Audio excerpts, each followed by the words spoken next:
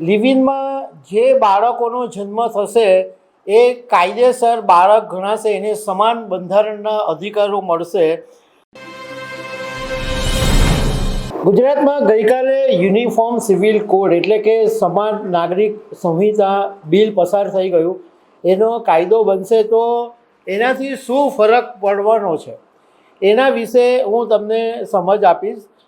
તો મારું નામ રાજેશ શાહ છે અને તમે જોઈ રહ્યા છો ગુજરાતના સૌથી મોટા ડિજિટલ ન્યૂઝ પ્લેટફોર્મ ખબરછે.com. ગુજરાતમાં છેલ્લા ઘણા સમયથી યુનિફોર્મ સિવિલ કોડ લાવવાની કવાયત શરૂ થઈ ગઈ હતી અને એના માટે એક કમિટી બનાવવામાં આવી હતી અને એ કમિટીએ હમણાં તાજેતરની અંદર રિપોર્ટ સોંપી દીધો હતો અને ગુજરાત સરકારે ગઈકાલે વિધાનસભાની અંદર આ યુનિફોર્મ સિવિલ કોડ એટલે સમાન નાગરિક સંહિતાનું બિલ રજૂ કર્યું. હવે સરકાર જાહેરનામું બહાર પાડશે અને જાહેરનામાની અંદર જે નક્કી કરેલી તારીખ હશે ત્યારથી એ કાયદો અમલમાં આવશે. આ જે યુનિફોર્મ સિવિલ કોડ છે એની અંદર લગ્ન બાબતે, છૂટાછેડા બાબતે, વારસાગત મિલકત બાબતે, લિવિન બાબતે આ બધામાં જે કાયદો છે એની વાત કરવામાં આવેલી છે. પહેલાં એ સમજીએ કે આ કાયદાની જરૂર શું કામ હતી. તો આ જરૂર એટલા માટે પડી કે દેશભરમાં, ગુજરાત સહિત દેશભરની અંદર વિવિધ ધર્મના લોકો વસે છે અને બધાના ધર્મના અલગ અલગ કાયદા છે અને એને કારણે કોર્ટમાં કાયદાકીય જટિલતા ભારે ઊભી થતી હતી અને લાખો કેસો એવા પેન્ડિંગ છે. તો એવા સમયે કાયદાની અંદર સમાનતા લાવવા જરૂરી હતી અને એને કારણે આ યુનિફોર્મ સિવિલ કોડ કાયદો આવ્યો છે. હવે પહેલાં વાત કરીએ લગ્નની. તો લગ્નની અંદર જે નિયમ આવ્યા છે, હવે જે કાયદો બનવાનો છે એમાં લોહીનો સંબંધ હોય એવી વ્યક્તિની સાથે લગ્ન કરી શકાશે નહીં. લગ્નના 60 મહિનાની અંદર એટલે 2 મહિનાની અંદર નોંધણી કરાવવી ફરજિયાત છે. એટલે નોંધણી નહીં કરાવો તો લગ્ન રદ નહીં થાય, પરંતુ દંડ ચોક્કસ ભરવો પડશે અને એ દંડની રકમ છે 10,000થી માંડીને 25,000 રૂપિયા સુધી. એક સાથે 2 લગ્ન નહીં ચાલી શકે. એટલે કોઈ એક વ્યક્તિ લગ્ન કરી દીધા અને ઓલરેડી એના લગ્ન થઈ ગયેલા હોય તો એવા સંજોગોમાં એના લગ્ન નહીં થઈ શકે. એક સમયે એક જ લગ્ન હોય એવા ને મંજૂરી મળશે. હવે લિવિનની વાત કરીએ તો લિવિનમાં પણ નોંધણી ફરજિયાત કરી દેવામાં આવી છે અને 1 મહિનાની અંદર નોંધણી કરાવવી પડશે. જો 1 મહિનાની અંદર નોંધણી નહીં કરાવે તો 3 મહિનાની જેલ અથવા 10,000નો દંડ છે.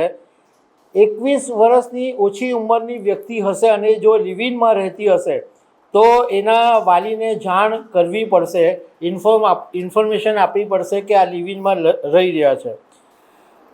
લિવિનમાં જે બાળકોનો જન્મ થશે એ કાયદેસર બાળક ગણાશે, એને સમાન બંધારણના અધિકારો મળશે અને લિવિનમાં રહેતી મહિલાને જો તરછોડી દેવામાં આવશે તો એ મહિલા ભરણ પોષણની હકદાર બનશે.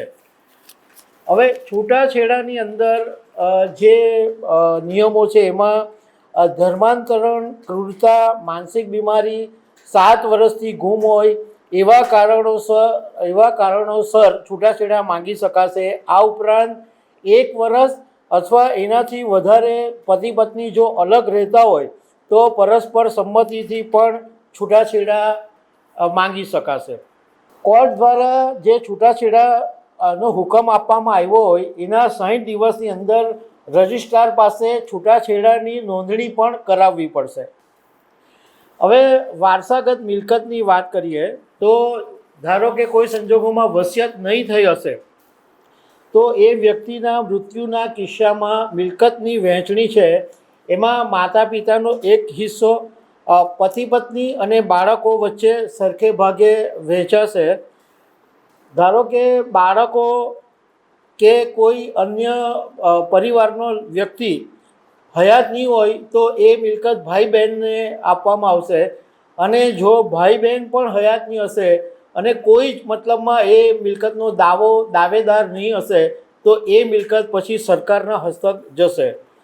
બીજું કે મિલકત માલિકનું અવસાન થયું હોય અને બાળક ગર્ભમાં હોય તો એ બાળક જ્યારે જન્મે તો એના જન્મ બાદ તરત એ સંપત્તિનો માલિક બની જશે.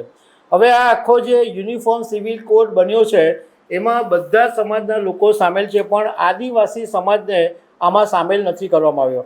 આ આખા યુનિફોર્મ સિવિલ કોડનો જો આપણે આખો નિયમો જોઈએ તો હિન્દુ સમાજના લોકો માટે ઓલરેડી પહેલેથી છે જ, એટલે મોટે ભાગે હિન્દુ સમાજના લોકોને કંઈ મોટો ફરક નથી પડવાનો.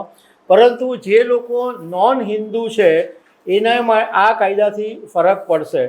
હવે કેટલાક લોકોનું કહેવું એમ છે કે આ કાયદો બનશે ત્યારે સરકાર માટે થોડોક પડકાર ઊભો થઈ શકે, કારણ કે જો એનો વિરોધ વંટોળ થાય તો કાયદો લંબાઈ શકે, પણ જો વિરોધ નહીં થશે તો કાયદો તરત પસાર થઈ જશે. તો દર્શક મિત્રો, આવા અનેક અપડેટની સાથે અમે તમને મળતા રહીશું. આભાર.